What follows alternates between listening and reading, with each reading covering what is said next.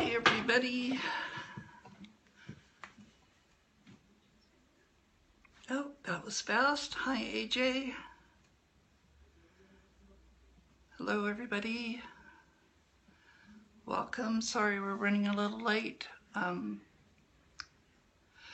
Today, since I am not feeling well, Charles is going to help out again today. And we're doing paddles, crops, and canes. Oh my. So he has brought an entire store's worth of toys again, which is rather amazing. So I'm gonna let him take it. I guess I should introduce myself. My name is Megan, also known as Mistress Christmas, and we do these regularly on Saturdays around 2 p.m. Pacific time. And so I'm just gonna go ahead and let him take it since I am not feeling well. And here we go. All right, all yours. Okay, let's start with paddles. Paddles are any usual, like a paddle, like this thing you slap with. This one, if you notice, has fur on one side, leather on the other, so it is nice and it gives you different sounds and sensations. You slap with the furry side, you get a nice sound, but no ouch. You slap with the ouchy side, and you get a little bit of a sting. The wider the object is, the thuddier it is. The narrower it is, the stingier it is. You get something like this, which is called a bat. It can be rather stingy. Some of these things are found objects. You don't have to go to BDSM stores, leather stores. Try sourcing everything you can in tack shops. This is part of the thing that you use for cleaning horses. It makes a nasty paddle. Another thing, yes, any questions? Yeah, by the way, folks, feel free to ask questions. I'm sort of monitoring the chat and we'll try to pass them on to Charles as we get them. Hi, Jana. How nice of you to be able to pop in. So go ahead. This also I picked up at a tack shop. It was like $2. And it makes a lovely paddle. As you can see, it's curved, so it wraps around the person's bottom really well. And it's a great fun toy. Now, I'm known for doing mind fucks, and one of my favorite paddles in the world is this.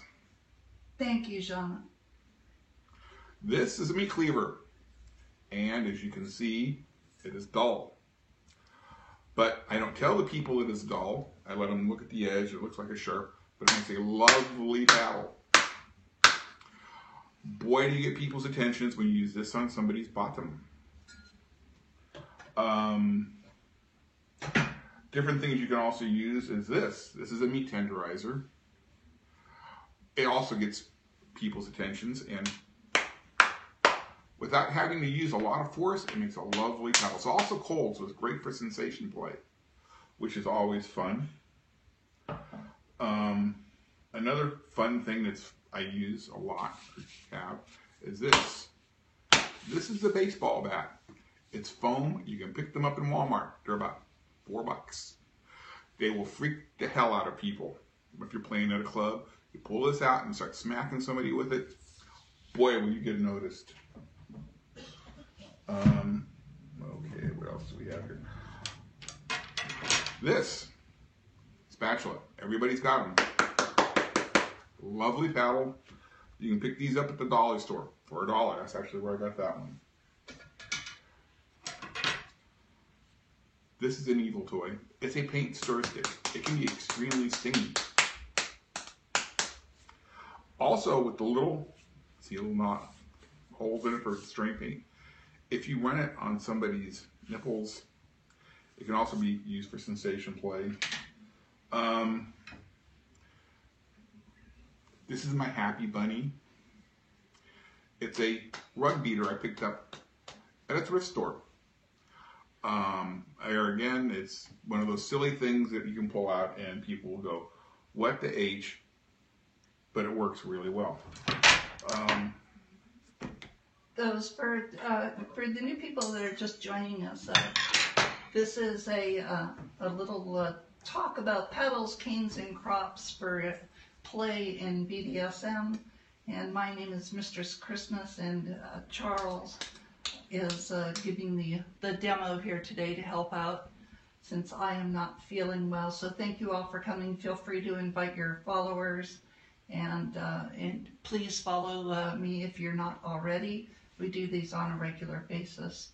So you go ahead. Any questions?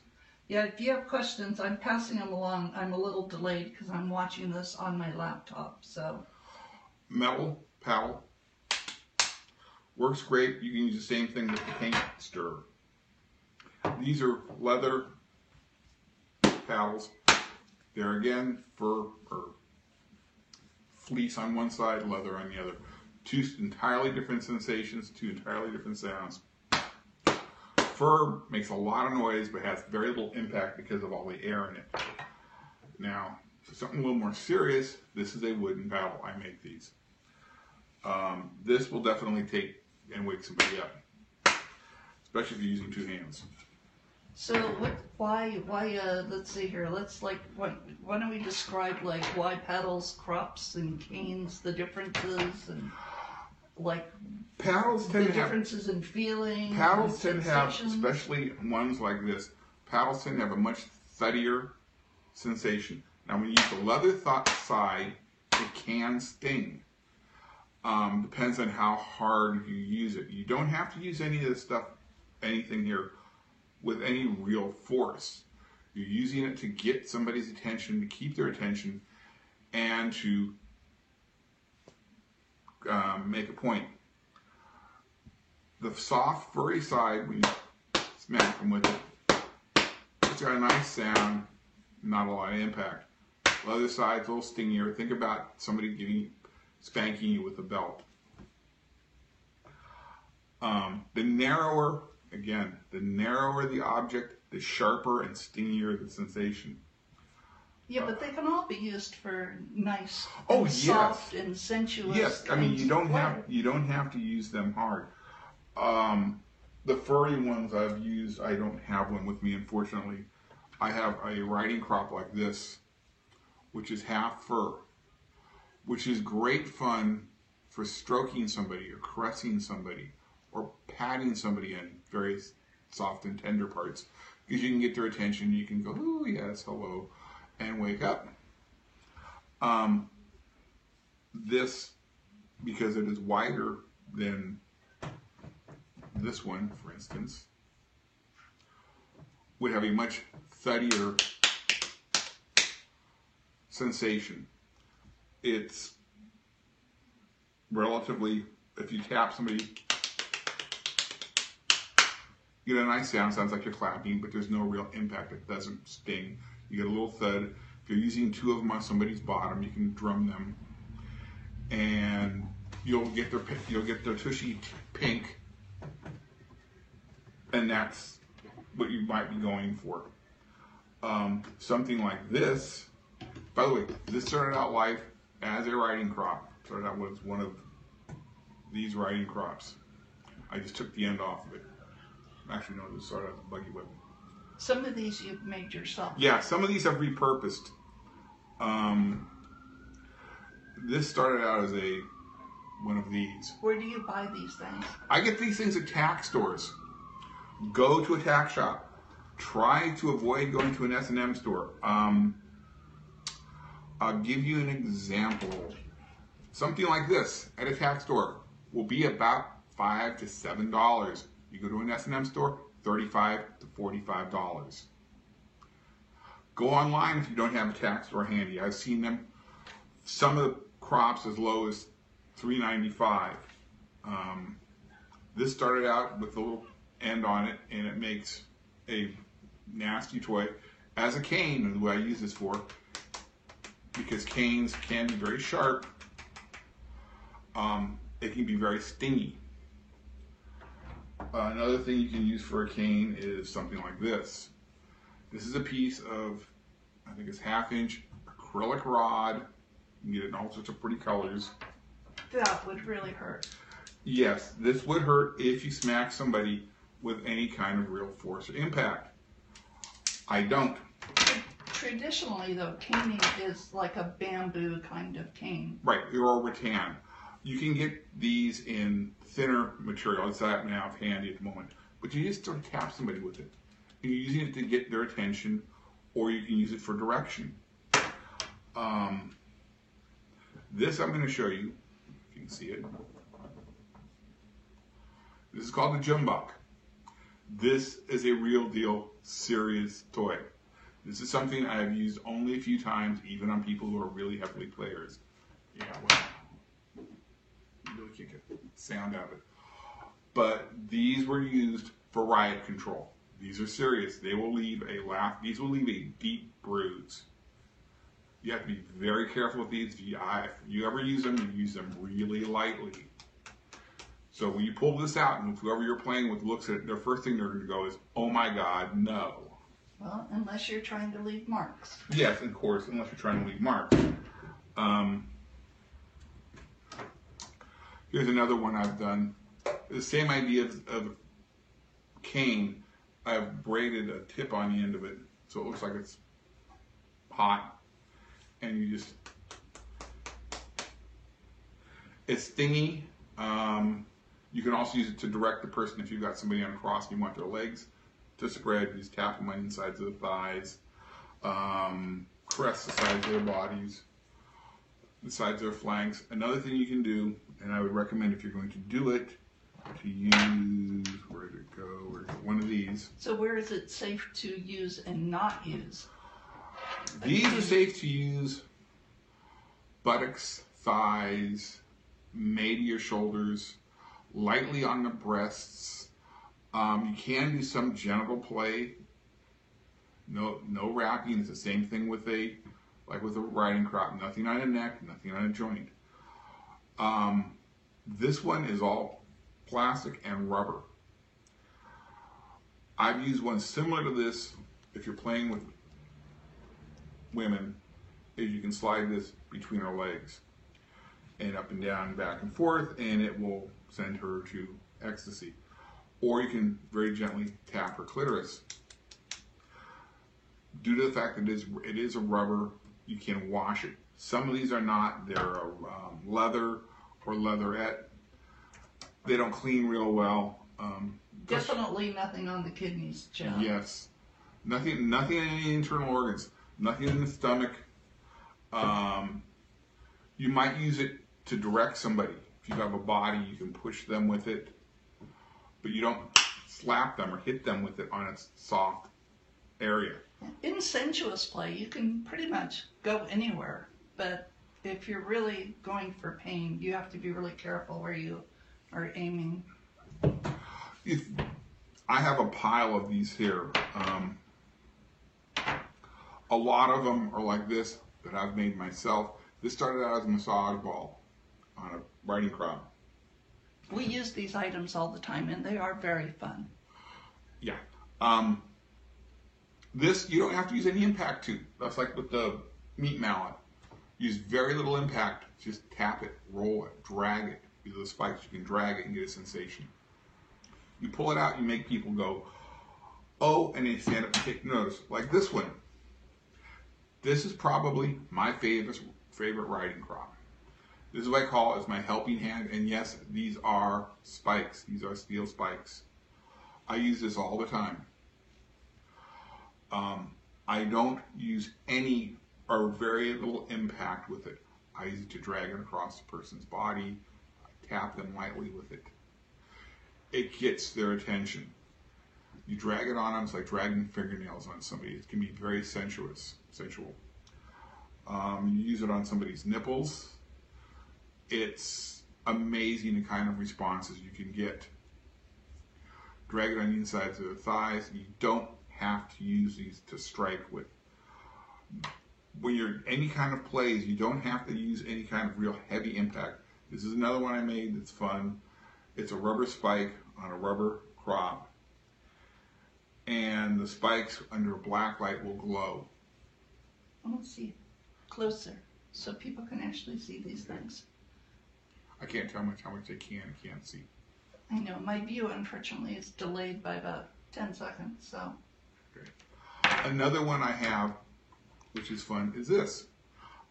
Green isn't my favorite color, but the tack shop I went to had these at half off. This is a writing crop. You can fold it up and put it in your pocket. It is completely silly. It's fun. I wouldn't be very careful how you use it because it probably isn't very durable compared to one of the regular crops. But it's just a silly toy. Getting into a more serious type of writing crop, one like this, you can see it. See, now this is my personal preference. This is a simple, everyday, nice little flat paddle writing crop. I think this is one of the most versatile toys you can buy. They're really cheap. You can get them at a tack shop for under $10 usually, and really you can get an incredible variety of sensations out of such a simple little toy. This one has a vinyl leather tip. It's great fun. They're cheap. There again. Oh, another thing with crops, you'll notice that the difference in the shaft thickness,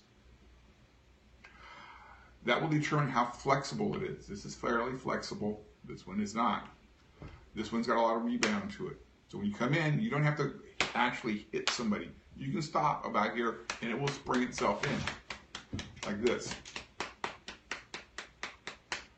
Very gentle, very subtle. This is the same type of crop as, say, this one. I just braided over the cover, the braided cover on it, so it's much wider. I've done that with several of them, different patterns. I tend to repurpose some of these things. This one, I'll get to that one in a minute. This one right here is one of the sillier crops that somebody's ever given me. A friend has a ranch. And this is a double-ended crop, and I have never used it because it is just too skinny. You'll notice on a lot of mine, the handles have been rewrapped either with rubber, or these are, by the way, these are tennis racket rewrap kits. This is cord. My hands are fairly large. I've also had numerous hand surgeries. Trying to hang on to a writing crop with a handle this thin is hard. So what I do is I either braid a handle on them, or I wrap them with the tennis racket rewrap kits. Makes it a thicker handle, easier to hang on to. A little spongy, takes the recoil out. Makes it nice, especially if you're doing working with a lot of people, or a number of people anyway. Yeah, I mean, and really, if you're beating somebody for a good 8 hours a day, you really just got to have a great handle. Well, I mean, some of the things we've done some shows where they literally was 8 hours a day. This is a buggy whip. I've taken the standard nasty little string. This is where they normally come. These little wiry kind of strings. These things will cut you. They will sting. This is like using a single tail. You have to be extremely careful with these. They're extremely sharp. They're extremely stingy. And like I said, it will cut you. Now, if you change it over, this is parachute cord. This is 4 or 5 strands. It's much softer. I cord out, so it makes it really soft. And you can smack somebody for quite a while, for a long time, get a lot of impact, and you don't really injure them. Yes, question? That's a good point, Chad, about the electric crop. I've actually done that before using the Violet Wand. Of course, with the Violet Wand and the attachments that you have, you can pretty much electrify almost anything, and it does make for a more interesting toy. When I'm saying you can do your own modifications, this is one of mine. It's the gear shift handle off a car, stuck it on the crop. So I've got a skull crop. I had a full set of these. I don't know whatever happened to them. I've got so much stuff at home, it's unbelievable. Changing things around. This is a buggy whip. This is silver vinyl lace. It's multiple tails, kind of like a little flogger. This is really sharp. It's like using horsehair or wire on a person. If you use something like this, you can change it over. It's really easy. Be very careful. Make sure you know who you're playing with. Take your time with it. Start off really light. This is a silly buggy whip. This was originally this long. Unfortunately, over the years, it's fallen apart. This was I think a tail from a coyote or a wolf. And this was my single tail. Well, sort of a single tail. Soft and fuzzy is good. I had an acquaintance who was a real heavy player, and I would pull this out, and they would laugh and laugh and laugh. They thought it was hilarious. They loved it. Some people are vegans. This is taking a piece of nylon web on a buggy whip and made a slapper with it. And this is quite stingy. Oh, hate yourself some more. I want to see that. No, eventually. It will definitely wake somebody up. It's a fun toy. Any questions, anybody?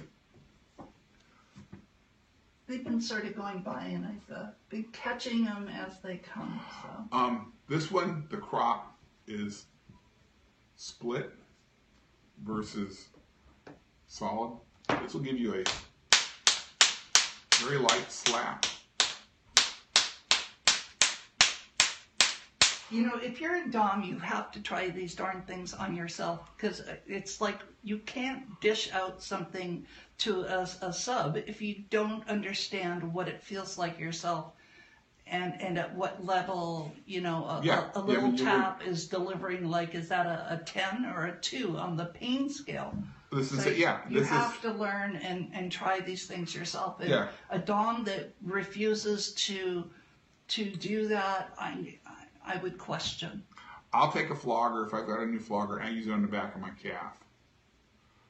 Just to see what it feels like, to see what the leather is like.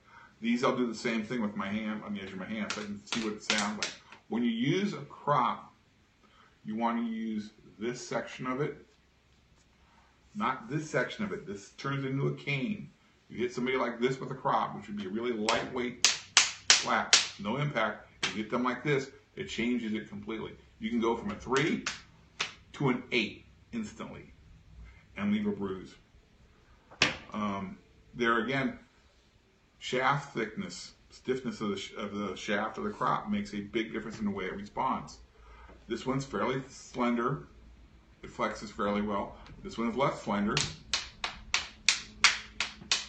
Yes, this is serious. We are serious here. Serious. Also, when you're starting out, if you can find a short, where did I put it, riding crop, one like this size, maybe this size, start with the shortest ones you can find. Don't get into these insane riding crops that I've got a few around here. Well, your buggy whips. Well, yeah, buggy whips. Here. I've got a buggy whip here, which is just absolutely nuts. This is actually a dressage whip.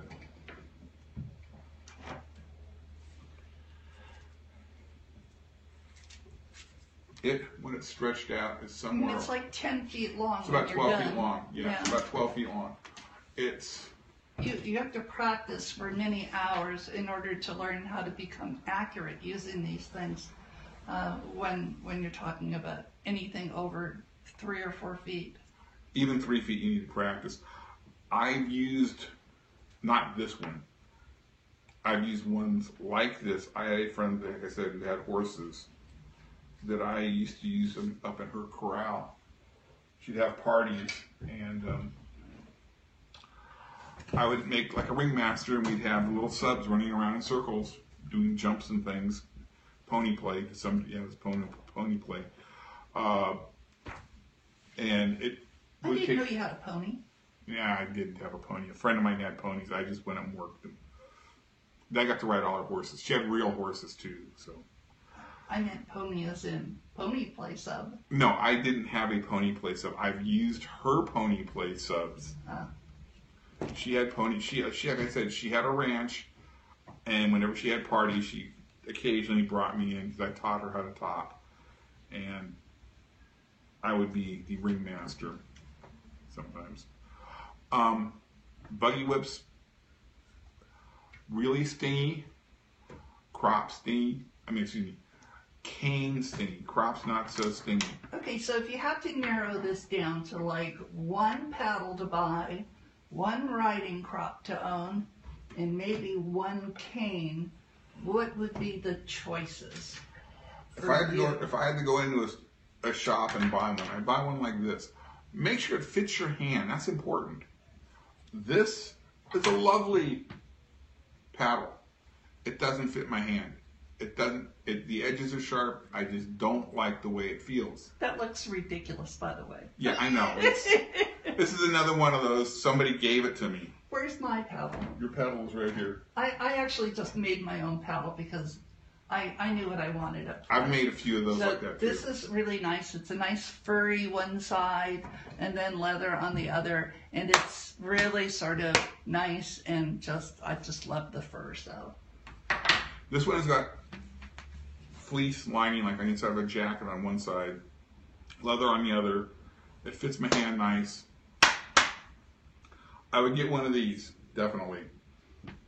All right, so that's your paddle. What would you pick for a riding crop? I would use one like this.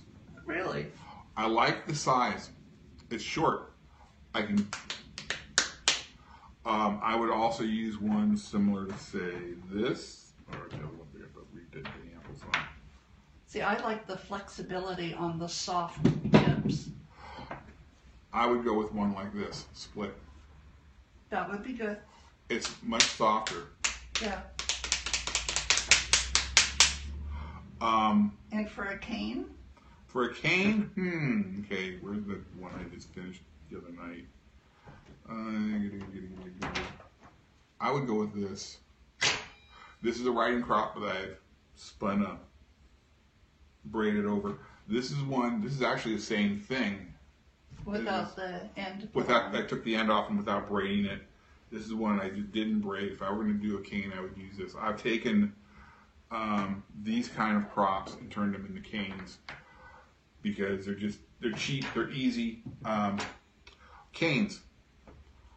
You're going to find canes on the market that are made out of fiberglass rods or carbon fiber rods. I do not recommend you use those. Both of them will shed fibers. And they splinter. They splinter. Splinters from carbon fiber are really bad. I do archery. You split an arrow, you pick it up by the nock, you throw it away. You do not try to save any parts off of it, like arrowhead points or inserts or anything. You get a splinter, it's bad. It's really bad. You get infected, they fester, and you probably have to go to the doctor and get it cut out. Fiberglass is just about as bad. They splinter really easily. They fur up. You smack somebody in the butt and you get fiberglass fibers in them. They're going to itch for a week. They're really a pain. I deal with fiberglass at work. So I notice you don't have hardly any wooden paddles. Why? I didn't bring everything. It may look like it. I've probably got twice as much at home. I make wooden paddles. When I'm carrying my gear bag around, this thing weighs about a pound. This thing weighs about 8 or 9 ounces, maybe a pound and a half. I can carry 3 of these for one of these. I have a 29-inch Pullman suitcase on wheels. That thing is full when I use it. I'm carrying 6 to 8 foot crops. Floggers, crops, everything. Wood is nice. It's heavy. I prefer leather. It's flexible. It's warm. With the fur on it, it can be used for more than just a wooden paddle. I've actually, if I want to do something different for a paddle, I've used these. These are racquetball rackets. You could also use the little electric bug zappers as a paddle as well. I use this as a paddle all the time. This is probably my favorite paddle. It's probably cold. It is. It's very cold. It's that's what I use it for. Yes, all of this for spanking. Yes. Isn't it great? I've taken this, I've ground the edge off the blade, I've polished it. You cannot cut yourself. And you can see. I use this if I want to freak people out. I'll take somebody and I'll start talking to them about doing a demo, and while doing a demo, and say, do not try this at home. And I'll put my hand in the back of their neck and I'll drag this across their throat. And they will freak. And when I pull the blade off their neck, they, more times than not, will go home. No, they, after they get done shaking, they're sort of like gasping for air, going, oh my God, I think I just orgasmed. Then I will take this and I will do this with it. This, so you can see it is dull. But it's a lovely paddle. It's as good as wood. It's solid. Please, everybody remember that this is all about communication and trust. You just don't play with strangers, and hopefully everybody's expectations and desires are all known up front before you start, so that you don't run into trouble. I mean, nobody wants a scene where the outcome is not favorable for both parties. So just as a little warning, make sure you do lots of talking before you ever play. All this should be negotiated well before you ever start playing. Also, this being metal, and Megan saying this would get cold, I use not a lot of knives. I will take this, I will stick it in an ice bucket, a bucket of ice water. I will let it get really, really cold, and then I'll put it on somebody's nice, warm tushy after I've been flogging them or paddling them. They want to know what these are. This is a riding crop. Okay, you're talking about the long ones here with the little paddle at the end? This is not as narrow as, say, this one is. By the way, this riding crop right here I just got from a tack shop. It was $6.95. One I saw yesterday at an S&M shop, very similar to this, was $35. Yeah, you can save huge money just by going to a tack shop on a good hunk of these toys. Yeah, I mean, tack shops, riding crops are dirt cheap. People lose them. They lose them a lot. Also, I've seen online you can buy riding crop clips. You can slide them on a belt or for a boot. They're designed for it. Slide them on a belt. And they'll snap a riding crop into it. This would be less stingy than, say, this one. And this one right here would be less stingy than that one. This will give you more of a thud. That's the reason I have several different types of riding crops. Each one's got a different kind of sensation to it. And I thought you were just greedy. No. They're different lengths. Shorter when you're starting out is much better than taller. It's easier to use. The longer something is, the harder it is to be accurate with it. That's the reason why I talk about using these things. They're really short. You can direct somebody. They're stiff. They're real stiff. They don't flex very well. So be careful when you use it. But you can push a person with it. You can control them. I'll put a person on a cross, and if I want them to spread their legs, I put it between their legs and I push their legs open without having to use my hand. Now, if you want to use your hands for spanking, that works too. I have damaged my hands. You notice my hand doesn't straighten out at work. I've had numerous hand surgeries. Spanking somebody open hand, for me, hurts probably more than it does them. So what I do is I go out and I get a set of weightlifter gloves or bicycle gloves or gloves that have the anti-vibration palms, and I put those on. And I use that to spank with. Deadens the blow to my hand. I don't feel it. They, on the other hand, do. As I tell people, I'm not going to feel a thing. I don't know why you're screaming. It hurts. Just kidding, folks. Also, wearing gloves, you can get different styles. You can get them all leather. I prefer the ones that are fabric. If you want to get all dommed up, they can look kind of cool. Yeah, you definitely don't want to play without safe words, people. The safe words are the most important part of this whole thing. Yeah, that's thing. a given. You never play without a safe word. I always know what whoever I'm playing with safe word is. Sometimes they use strange safe words like "thank you," which has caused confusion a few times. Yeah, try to keep the safe words simple. Red, yellow, Yeah, green. not long. And always have some hand signals, because if you have a person gagged, or if you're doing any kind of sensory deprivation, you need to be able to have a physical signal as well, to allow communication. Also, if you go to a tack shop, you can get a myriad colors of riding crops. This one is a red fabric. It's almost like a cane. This one's black and red. This one's red. I have a friend who's also a Dom, whose house burnt down and lost everything. And for whenever they have a birthday, Christmas, any kind of event, I'll get them a riding crop or something. And they like purple.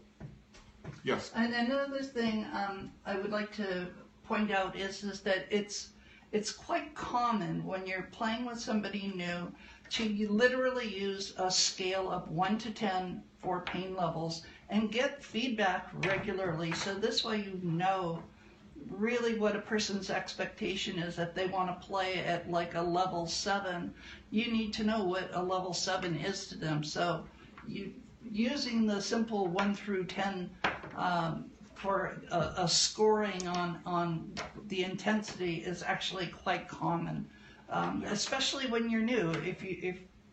Because you can't really read people as far as their pain levels go. Well, and many people claim they can. Reality is I've had people where you think they're doing one thing and it's completely the opposite. So always talk. Communication really is key. Following up on that, you'll get people who will come in, at least I've dealt with them in the flogging for flowers thing I used to do, that say, I'm a real heavy player. You can hit me or strike me as hard as you want.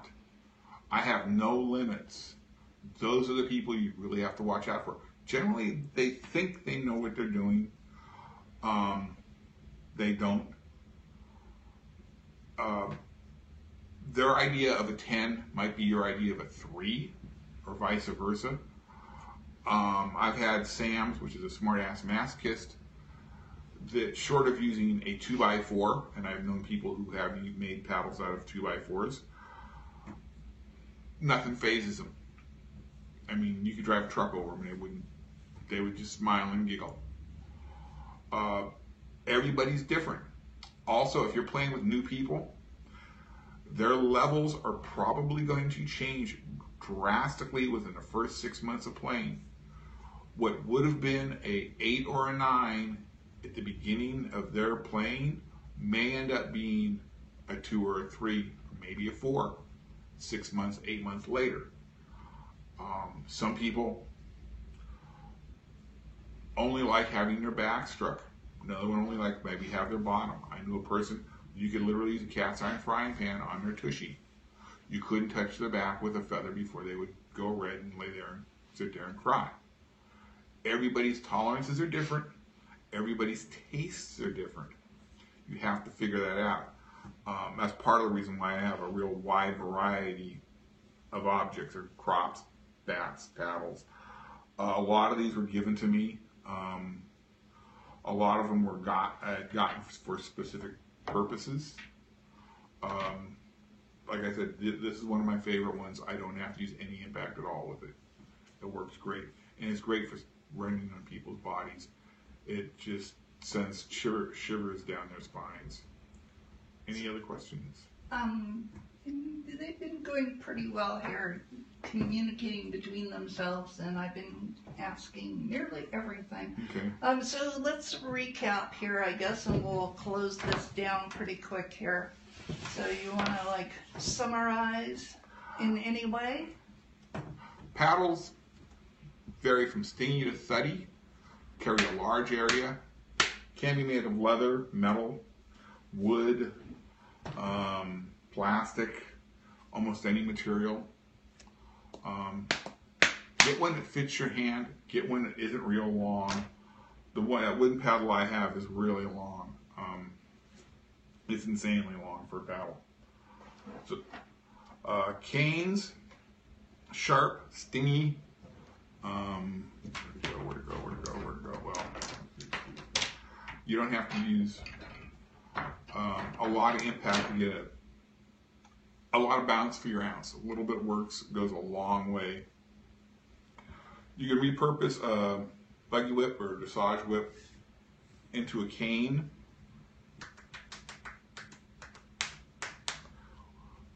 Gets people's attentions really fast. You can modify a whip like this. Riding crops, the narrower the crop, the stingier it is. This is slutty. This would be stingier. This is in between.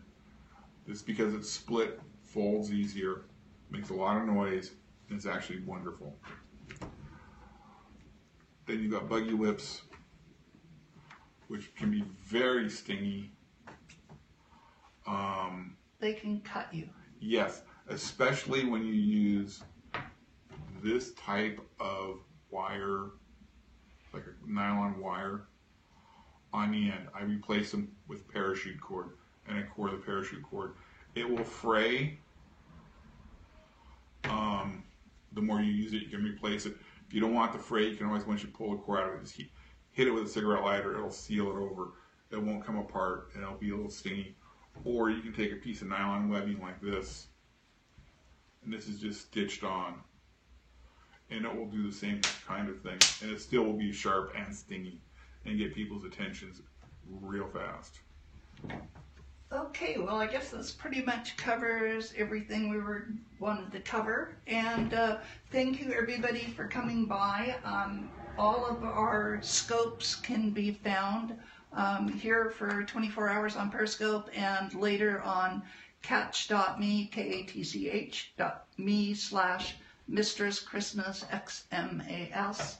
And they can also be found on my YouTube channel. Pretty much if you just Google Mistress Xmas, you'll find pretty much everything about me and all the demos that we've done so far. Also, you can email me directly at FetLifeMistressChristmas or Megan@MistressChristmas.com. Let's see what else. I think that covers it. Coming up, Jay Weissman, author of SM101, has agreed to come and do a scope with me, which will be great fun because he has some wonderful ideas about the whole BDSM community and how to play. So hopefully that will be happening in about 3 or 4 weeks. People wonder how to carry these things around. Let me close this off with this. This is a blueprint case. They're expandable. You can make them as big or as long as you want. You can get about 6-8 crops in them. They're great for storing your crops and carrying them to clubs, to events, to people's homes, anywhere. Or you can use a pool cue case if the object is short. Right now I happen to have canes in them. But cute idea. So once again, thank you, everybody. If you're not following me, please make sure you follow me before you go. Invite your friends and family. Well, maybe not your family. No, not the family. So, thank you all, and goodbye.